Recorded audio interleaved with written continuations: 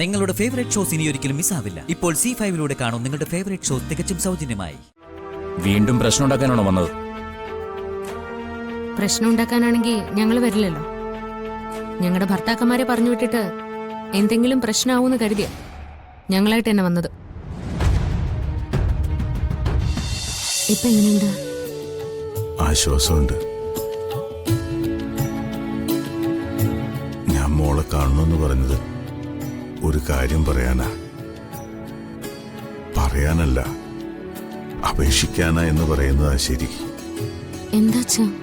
ഞാനത് പറയുമ്പോ മോളത് പറ്റില്ലെന്ന് പറയരുത്.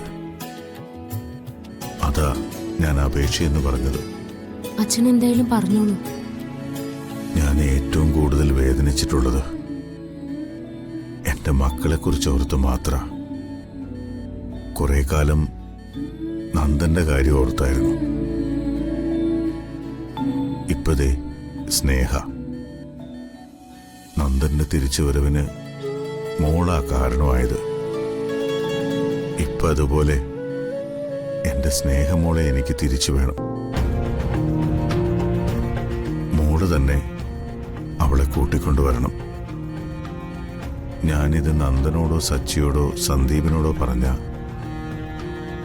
അവര് സമ്മതിച്ചു എന്ന് വരില്ല.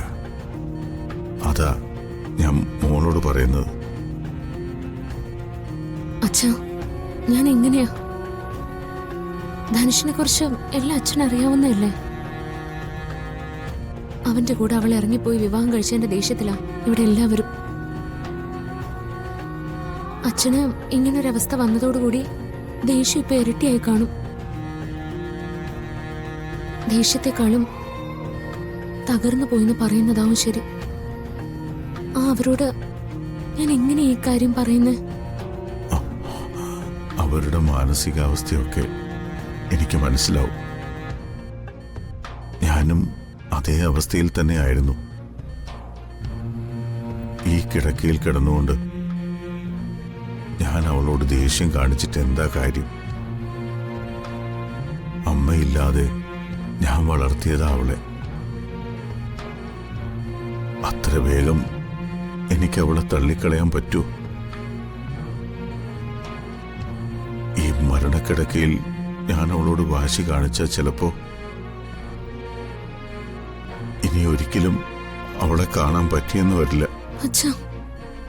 അതുകൊണ്ട് മോൾ എന്നെ ഒന്ന് സഹായിച്ചേ പറ്റൂ. തൽക്കാലം അവരോടൊന്നും മോളിത് പറയണ്ട. ഞാൻ തന്നെ പിന്നീട് അത് പറഞ്ഞോളാം. മോള് അച്ഛനെ സഹായിക്കില്ലേ? ഞാൻ ഇവിടുന്ന് വീട്ടിലേക്ക് വരുമ്പോ സ്നേഹ അവിടെ ഉണ്ടാവണം. ഇനി അധിക കാലമൊന്നും അച്ഛനുണ്ടാവില്ല എന്നതിന്റെ സൂചനകളായതൊക്കെ. അച്ഛന് വേണ്ടി മോളിത് ചെയ്യണം പ്ലീസ്. അച്ഛൻ വിഷമിക്കാതിരിക്കുക.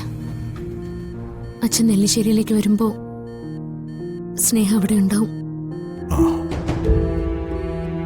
ഞാൻ ചെന്ന് കൂട്ടിക്കൊണ്ട് വരാം അവരെ.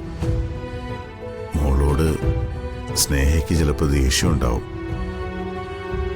അതുകൊണ്ട് അവന്തികയെ കൂടി കൂട്ടിക്കൊണ്ടുപോ. അവന്തിക പറഞ്ഞ സ്നേഹ അനുസരിക്കും.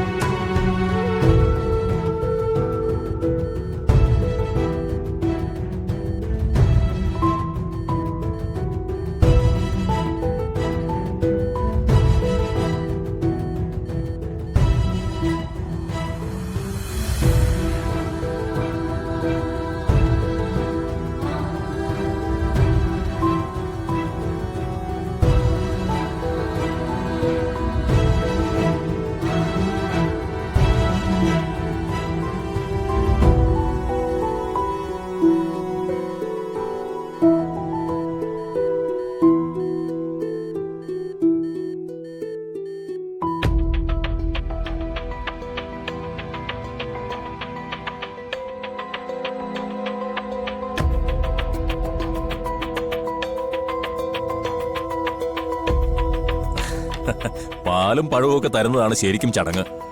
നിലവിളക്ക് തന്ന അകത്തേക്ക് കയറ്റാനും മറ്റു ചടങ്ങുകളൊക്കെ ചെയ്യാനും ഇവിടെ ആരും ഇല്ലാത്തതുകൊണ്ട് രണ്ടാളും തൽക്കാലം ദേ ഈ ചായ വെച്ചങ്ങ് അഡ്ജസ്റ്റ് ചെയ്യണം.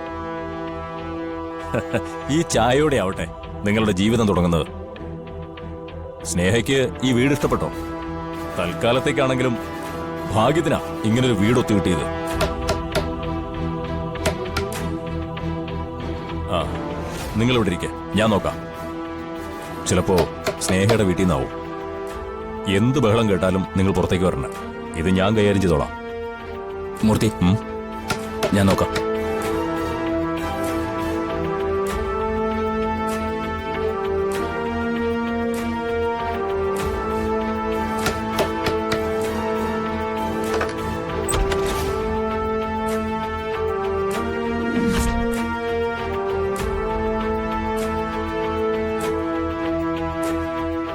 വീണ്ടും പ്രശ്നം ഉണ്ടാക്കാനാണോ വന്നത്?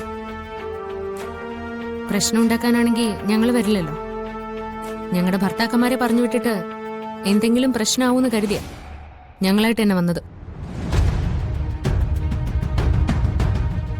അതോ അവരറിയാതെ.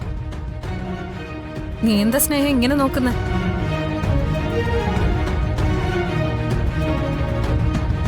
നിന്റെ ഇടത്തിമാരെ അകത്തേക്ക് വിളിക്കുന്നില്ലേ? ഇപ്പോ എന്റെയും കൂടി അടുത്തിമാരാണല്ലോ. അതുകൊണ്ട് ഞാൻ വിളിച്ചാ പോരെ? രണ്ട് അടുത്തിമാരും അകത്തേക്ക് വാ.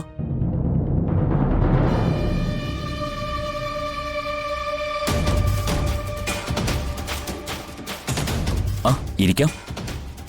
ഇരിക്കാനൊന്നും സമയമില്ല, താല്പര്യവുമില്ല. ഞങ്ങൾ വന്ന കാര്യം പറഞ്ഞിട്ട് പോവാം. അല്ല, രണ്ടുപേർക്കും ഈ ചായ എടുത്ത് കുടിക്കാം. ഇവർക്ക് വേണ്ടി ഉണ്ടാക്കിയതാ. ഇനിയിപ്പോ നിങ്ങൾ കുടിക്കേ. ഇയാളേതാ? അല്ല, ഞാൻ ധനുഷിന്റെ.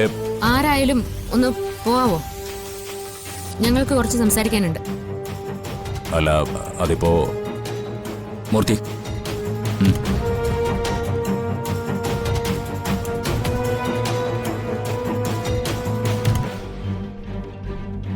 എടത്തിമാര് പറയണം എന്താണോ പറയാൻ വന്നത്. ഇന്ന് തന്നെ ഇവിടേക്ക് വരണമെങ്കിൽ അതില് വലിയ എന്തോ കാര്യം ഉണ്ടാവണം, അല്ലേ? കാര്യമുണ്ട്. ഞങ്ങളിപ്പോ ഇവിടെ നിൽക്കുന്നത് അച്ഛൻ പറഞ്ഞിട്ടാ. നിങ്ങൾ ഇറങ്ങിയതിനു ശേഷം അച്ഛന് വയ്യാണ്ടായി. ഹോസ്പിറ്റലിൽ കൊണ്ടുപോയി. തൽക്കാലം പ്രശ്നമൊന്നുമില്ല.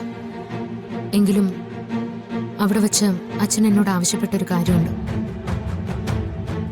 അച്ഛൻ വീട്ടിലേക്ക് എത്തുമ്പോൾ നിങ്ങൾ അവിടെ ഉണ്ടാവണമെന്ന്.